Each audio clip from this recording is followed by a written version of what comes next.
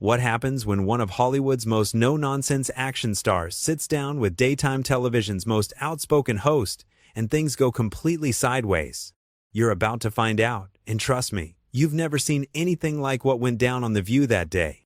Make sure to hit that subscribe button and drop your thoughts in the comments because this story is absolutely wild. Jason Statham walked onto The View set that morning, expecting a routine promotional interview for his latest film. The British action star, known for his roles in the Fast and Furious franchise and countless other high-octane movies, had done hundreds of these appearances over the years. What he didn't expect was Joy Behar to immediately go on the attack the moment the camera started rolling. "So Jason," Joy began with that familiar smirk of hers, "I have to ask about something that's been bothering me. Your movies, they're basically just violence porn, aren't they? I mean, when are you going to make something that actually has substance?" The other hosts, Whoopi Goldberg, Sarah Haynes, and Sunny Hostin, shifted uncomfortably in their seats. This wasn't the typical warm welcome guests usually received on the show. Jason, maintaining his characteristic calm demeanor, leaned back slightly and raised an eyebrow. "Well, Joy, I think that's a rather narrow view of what I do," Jason replied in his distinct London accent. "These films employ thousands of people, they entertain millions around the world, and they tell stories about loyalty, family, and standing up for what's right. Not sure how that qualifies as what you just called it." Joy wasn't backing down. She leaned forward, her voice taking on that condescending tone she was famous for. "Oh please, Jason, let's be honest here. Your character basically just drives fast cars and punches people. Where's the art in that? Where's the social commentary? Don't you think you have a responsibility to use your platform for something more meaningful?" Whoopi tried to interject. "Joy, maybe we should." No, it's fine," Jason said, holding up a hand. His jaw was tightening slightly, the first sign that Joy's needling was getting under his skin. "I'm curious to hear more about Joy's perspective on what constitutes meaningful entertainment." "Well, for starters," Joy continued, clearly enjoying herself, "maybe something that doesn't glorify toxic masculinity. Your characters are always these macho men who solve every problem with their fists. Don't you think that sends a terrible message, especially to young boys?" The studio audience was dead silent. Even the camera operators seemed to sense the tension building. Jason's publicist, sitting in the wings, looked like she wanted to crawl under a rock. "Toxic masculinity," Jason repeated slowly, his voice dropping an octave. "That's interesting, coming from someone who's made a career out of attacking people on television." Joy's eyes flashed. "Excuse me? I think you're confusing holding people accountable with attacking them. That's exactly the kind of attitude I'm talking about." "Holding people accountable," Jason said, his voice remaining dangerously calm. "Is that what you call it when you spend 20 minutes tearing apart someone's life's work without knowing the first thing about what goes into making these films?" Sarah Haynes jumped in, trying to lighten the mood. "Maybe we should talk about the stunts in your new movie, Jason. I heard you do most of them yourself?" But Joy wasn't finished. "Oh, I know plenty about your movies, Jason. I know they make billions of dollars selling the fantasy that problems can be solved with violence. I know they perpetuate harmful stereotypes about what it means to be a man. And I know that intelligent actors like yourself could choose to do better." Jason's hands were now clasped tightly in front of him. The camera caught the subtle tension in his shoulders, the way his breathing had changed. "Intelligence," he said quietly. "That's rich coming from someone who just suggested that action films have no artistic merit and that millions of fans around the world are too stupid to understand the difference between entertainment and reality." "I never said the fans were stupid," Joy shot back. "I said the movies were irresponsible." "Right, so the problem isn't with the audience, it's with me," Jason said, his voice growing harder. "Because I choose to make films that people actually want to watch instead of pretentious art house pieces that 12 people see in independent theaters." Sunny Hostin tried to mediate. "I think what Joy is trying to say is—" "I can speak for myself, thank you," Joy snapped, not taking her eyes off Jason. "What I'm trying to say is that actors of your caliber have choices. You could use your influence to make films that challenge people, that make them think, that address real social issues. Instead, you take the easy money and make the same mindless action movie over and over again." The words hung in the air like a challenge. Jason was no longer the relaxed movie star who had walked onto the set 30 minutes earlier. His entire demeanor had shifted, and everyone in the studio could feel it. "Mindless," Jason said, standing up from his chair. The sudden movement caught everyone off guard. "Let me tell you something about mindless joy. Let me tell you something about mindless joy," Jason continued, now towering over the panel. His voice was controlled, but there was an unmistakable edge to it that made everyone in the studio hold their breath. Mindless is sitting behind a desk every day, taking cheap shots at people who actually create something. Mindless is thinking that your opinion about my work matters more than the millions of people who choose to spend their hard-earned money watching these films. Joy's face was flushing red, but she wasn't backing down. "Sit down, Jason. You're being ridiculous." "Am I?" Jason asked, remaining standing. "Because from where I'm standing, it looks like you invited me here under false pretenses. This isn't an interview. It's an ambush. You've spent the last 10 minutes insulting my work, my choices, and essentially calling me and my fans idiots." Whoopi tried to regain control. "Okay, everyone, let's just take a breath here." "No, Whoopi," Jason said, his eyes never leaving Joy. "I think Joy wants to have this conversation, so let's have it. Joy, tell me, what exactly have you contributed to the world of entertainment? What lasting impact have you made beyond sitting here every day complaining about what other people do?" Joy's mouth fell open. "I've been in this business longer than you've been alive, you arrogant." "Being in the business and contributing to it are two different things," Jason interrupted. "I've created characters that inspire people. I've made films that bring families together in theaters. I've worked with stunt teams and filmmakers who push the boundaries of what's possible on screen. What do? You tear people down for a living." The other hosts were frantically looking at their producers off stage. This was spiraling way beyond anything they had prepared for. Sarah Haynes made another attempt to redirect. "Jason, maybe we could talk about your upcoming projects." "No, Sarah," Joy said, her voice rising. "I want to finish this conversation. Jason, you want to know what I contribute? I hold people accountable. I ask the tough questions that other interviewers are too scared to ask. I don't just sit here and let celebrities come on and promote their garbage without challenging them." Jason laughed, but there was no humor in it. "Challenging them? Is that what you call this amateur hour psychoanalysis? You think you're some kind of hard-hitting journalist, but you're just a talk show host who gets off on making people uncomfortable." "How dare you?" Joy shot back, standing up herself now. "I've been asking important questions about society and culture for decades. Just because you can't handle having your work critiqued doesn't mean I'm going to stop doing my job." "Your job?" Jason repeated, shaking his head. "Your job is supposed to be entertaining the audience and having interesting conversations with guests. Instead, you use it as a platform to push your own agenda and make yourself the center of attention." Joy was practically vibrating with anger now. "My agenda? My agenda is trying to elevate the conversation beyond mindless entertainment. My agenda is expecting more from people who have the privilege of influencing millions of viewers." "There it is again," Jason said, pointing at her. "Mindless entertainment. You keep using that phrase like it's some kind of insult. Do you know what's actually mindless, Joy? Thinking that entertainment has to be miserable to be meaningful. Thinking that making people laugh or giving them an escape from their problems is somehow beneath you." Sunny Hostin tried once more to mediate. "I think what both of you are trying to say is..." "Don't," Jason said firmly, holding up his hand but keeping his eyes on Joy. "This is between me and her now. Joy, you want to talk about responsibility? Let's talk about the responsibility you have to treat your guests with basic respect. Let's talk about the responsibility you have to actually prepare for interviews instead of just attacking people." Joy's voice reached a new pitch. "I am prepared. I know everything about your career, your box office numbers, your critical reception. That's exactly why I'm calling you out."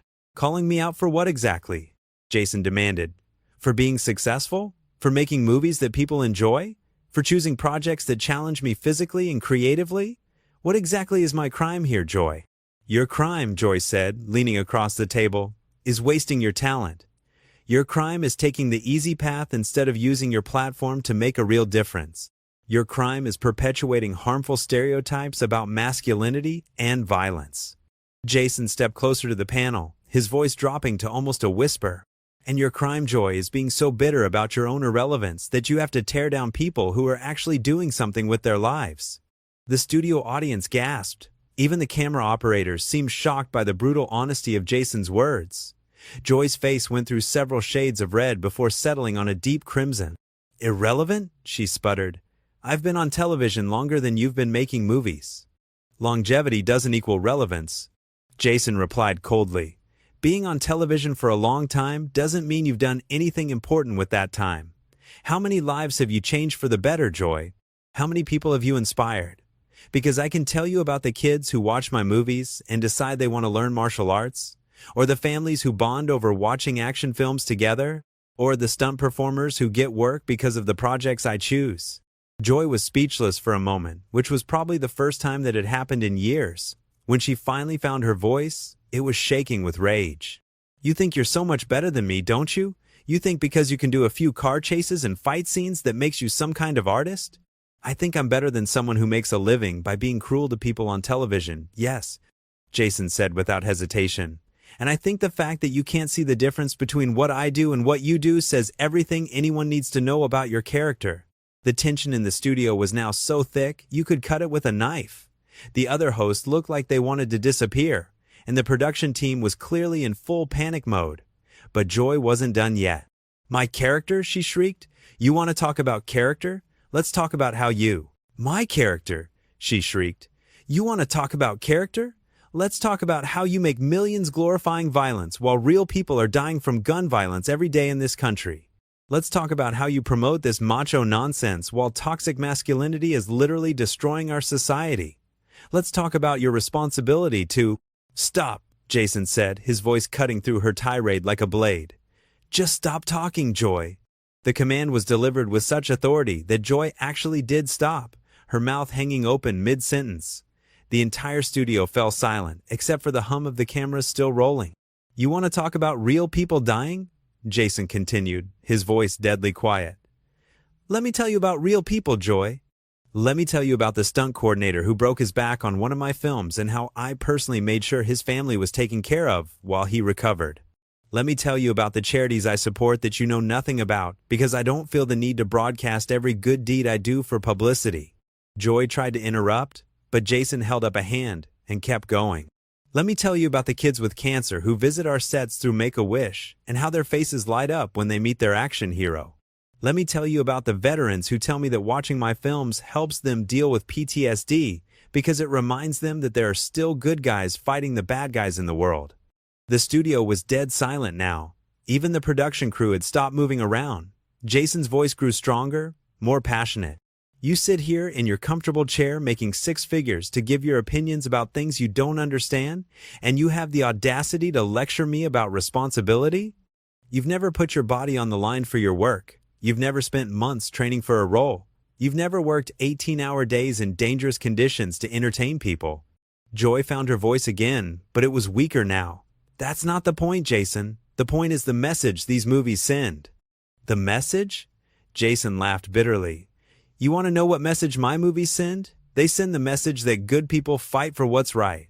They send the message that family and loyalty matter. They send the message that sometimes you have to stand up to bullies, even when it's scary. He leaned forward, his eyes boring into hers. And speaking of bullies, Joy, what message do you think you're sending right now? What do you think people at home are learning from watching you attack a guest who came here in good faith? Joy's face was now pale instead of red. For the first time since the interview began, she looked uncertain. I'm not attacking you. I'm having a discussion. A discussion? Jason's voice rose for the first time. You call this a discussion? You've insulted my work, my fans, my intelligence, and my character. You've accused me of contributing to real-world violence. You've dismissed everything I've accomplished as meaningless. In what world is that a discussion?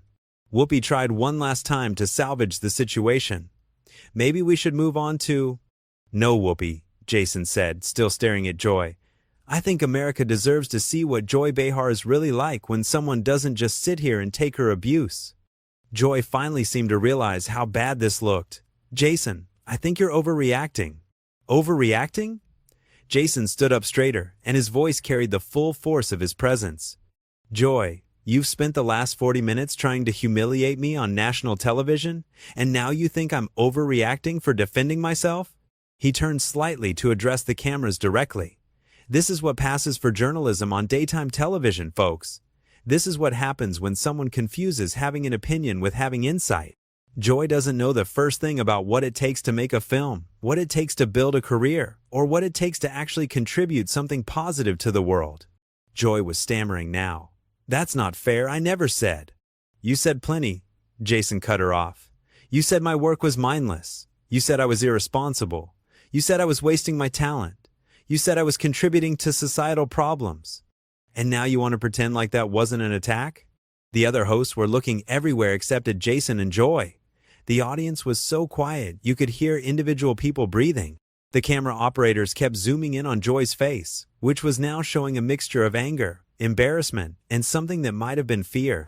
I have the right to express my opinion, Joy said weakly. And I have the right to call out your opinion as uninformed, mean-spirited, and hypocritical, Jason replied immediately. You talk about toxic masculinity, but what would you call using your platform to tear down someone who can't fight back on equal terms? What would you call ambushing a guest who came here expecting a professional interview? Joy's voice was barely above a whisper now. I wasn't ambushing anyone. Then what would you call it? Jason demanded. Because from where I'm standing, it looks like you decided before I even walked in here that you were going to make me the villain in whatever narrative you had planned for today's show. He shook his head in disgust.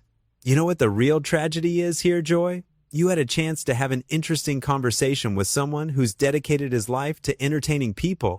You could have asked about the craft of acting, about working with directors, about the evolution of action cinema. Instead, you chose to be small, petty, and cruel. Joy tried one more time to regain some semblance of control. I think you're being unfair to me, Jason. I was just trying to. To what? Jason interrupted. To embarrass me?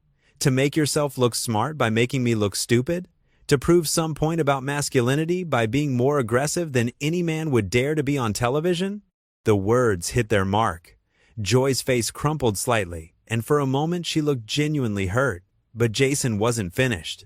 You want to talk about responsibility, Joy? How about your responsibility to treat people with basic human decency? How about your responsibility to your audience to have guests on who can actually contribute to meaningful conversation instead of just serving as targets for your frustrations? He started moving toward the edge of the set. How about your responsibility to yourself to be better than this? Joy finally found some of her fight again. Where are you going? We're not finished here. Jason turned back to her one last time. Oh, we're finished, Joy. We were finished the moment you decided to make this personal instead of professional. He looked directly into the main camera. I came here to talk about my new film, to connect with fans, and to have what I hoped would be an enjoyable conversation. Instead, I got a masterclass in how not to conduct an interview. Joy stood up abruptly.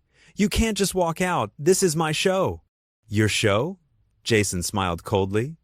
Then maybe you should start acting like a professional host instead of a schoolyard bully. The production assistants were frantically signaling to the hosts, clearly trying to figure out how to handle this unprecedented situation. Jason was already unhooking his microphone. You know what, Joy? He said as he handed the mic to a stunned production assistant. I actually feel sorry for you. It must be exhausting to be so angry all the time. It must be lonely to push away everyone who tries to have a genuine conversation with you. Joy's voice cracked slightly. I'm not angry. I'm passionate about. You're angry, Jason said simply, and you're taking it out on people who don't deserve it. That's not passion. That's just sad. He turned to the other hosts. Whoopi, Sarah, Sunny, thank you for trying to keep things civil. I'm sorry your colleague made that impossible. As Jason walked toward the exit, Joy made one final desperate attempt to have the last word. This is exactly the kind of toxic behavior I was talking about. Walking away when challenged, refusing to engage with difficult questions. Jason stopped at the edge of the set and turned back one final time. His voice was calm now, almost gentle, which somehow made his words even more devastating. Joy, the only toxic thing in this studio today was your behavior. The only person who refused to engage with difficult questions was you, because you never asked any. And the only person who should be ashamed of what happened here is you. He paused, looking directly at her. I hope someday you figure out the difference between being challenging,